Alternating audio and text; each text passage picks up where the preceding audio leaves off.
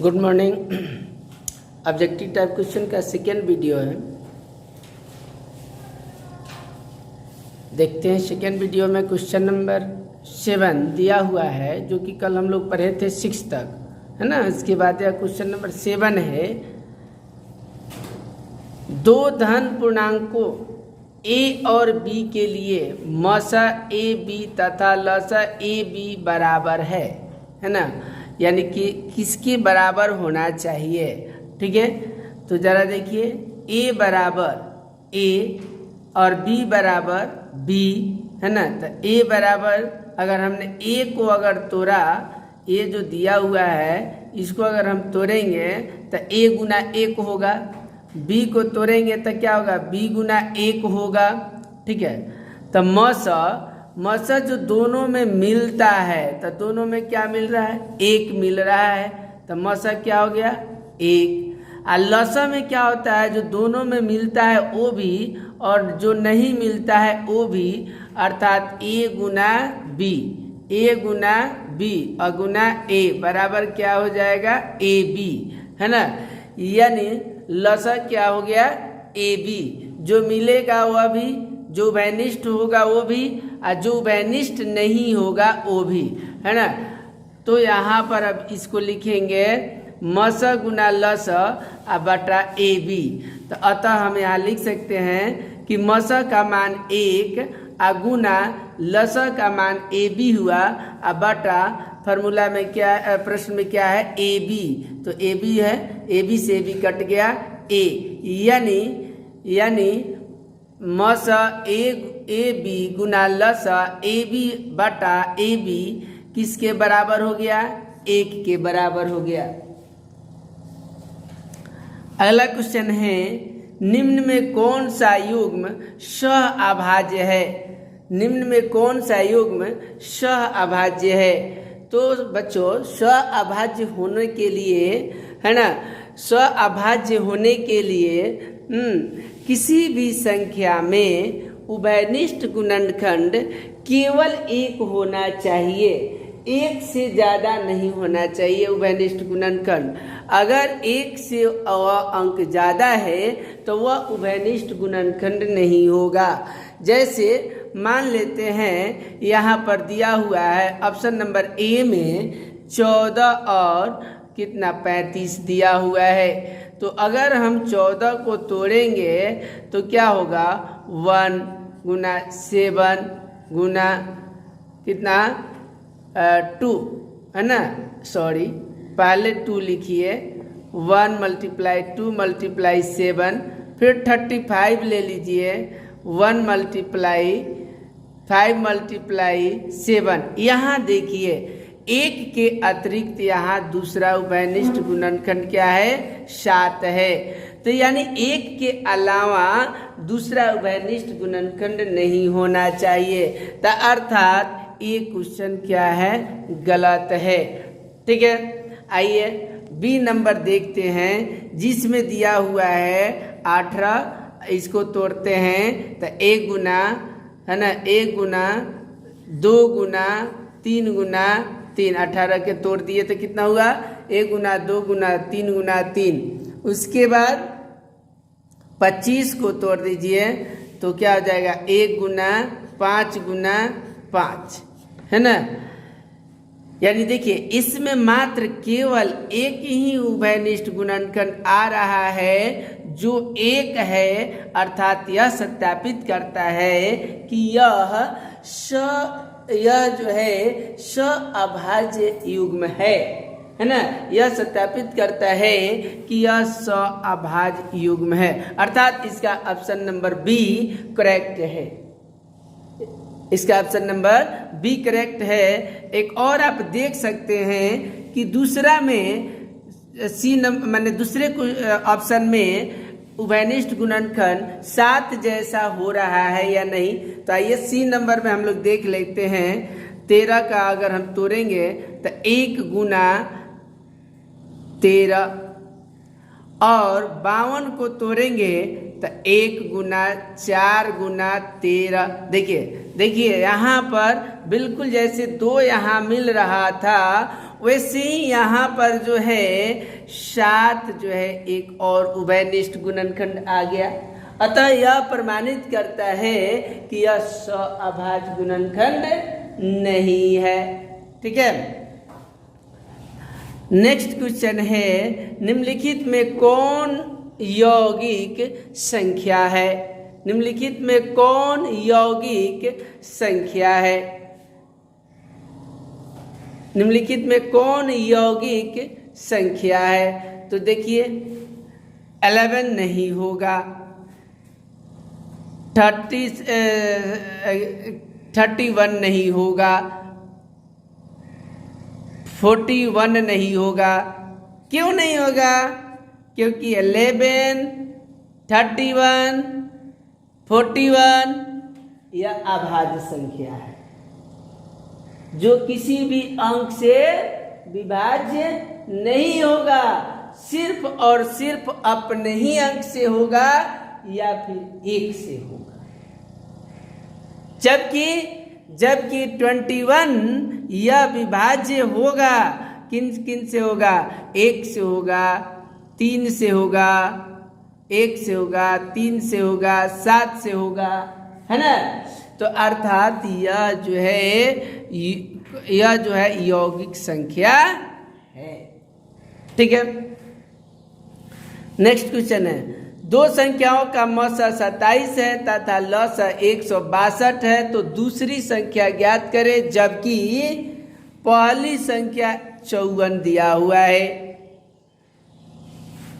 चूंकि बच्चों जानते हैं हम लोग कि फॉर्मूला होता है इसका, पहली संख्या बराबर मसा गुना लसा बटा दूसरी संख्या बराबर मसा गुना लसा बटा पहली संख्या। ठीक है। तो अभी यहाँ सवाल है कि दूसरी संख्या ज्ञात करने हैं और पहली संख्या दिया हुआ है। चूंकि मौसा का भी मान दिया है, मौसा बराबर 27, लसा बराबर 162, तो पहली संख्या बराबर भी 54 दिया हुआ है।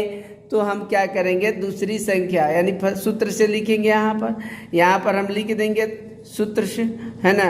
सूत्र से दूसरी संख्या बराबर मौसा गुना लसा बटा पहली संख्या।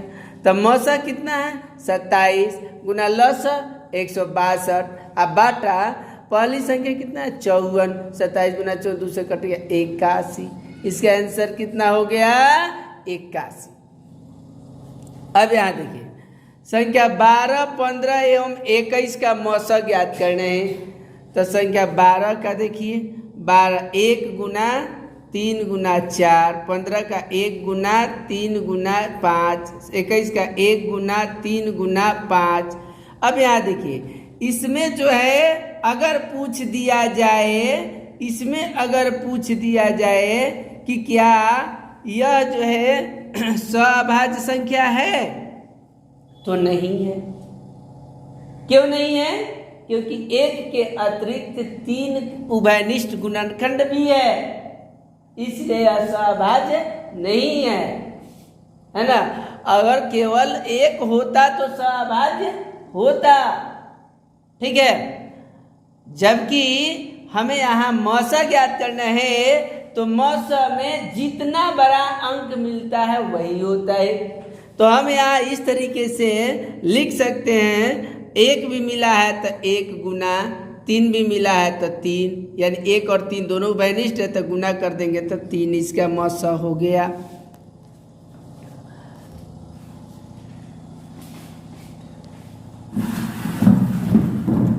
ओके।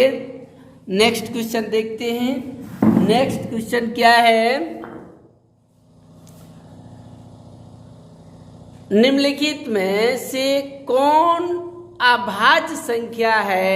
ओहो, तुरंत अभी पर आप लोगों ने पढ़ा है क्या कि वैसी संख्या जो 1 से डिवाइड हो, नहीं तो अपने ही अंक से विभाज्य हो, है ना। 1 से विभाज्य हो या फिर अपने ही अंक से विभाज्य हो। तो ये देखिए 33 यानी 33 जो है वह विभाज्य है 1 से, 3 से, 11 से, तो ए रॉन्ग है। 39 है 1 से, 3 से, 13 से, ये भी रॉन्ग है। 38 है 1 से 19 से 1 से 2 से 19 से, ये भी रॉन्ग है। 31 देखिए 1 से न तो 31 से डिवाइड होगा, इसलिए डी नंबर क्या है, अभाज्य संख्या। अब देखिए किसी धनात्मक पूर्णांक q के लिए प्रत्येक धनात्मक विषम पूर्णांक का रूप होता है 6q, 6q + 2, 6q + 1, 6q + 4। आपने इसको सिद्ध भी किया है, आपने इसको सिद्ध भी किया है, लेकिन अभी हम लोग यहाँ जरा देख लेते हैं। यहाँ पर देखने का बात ये है कि चूंकि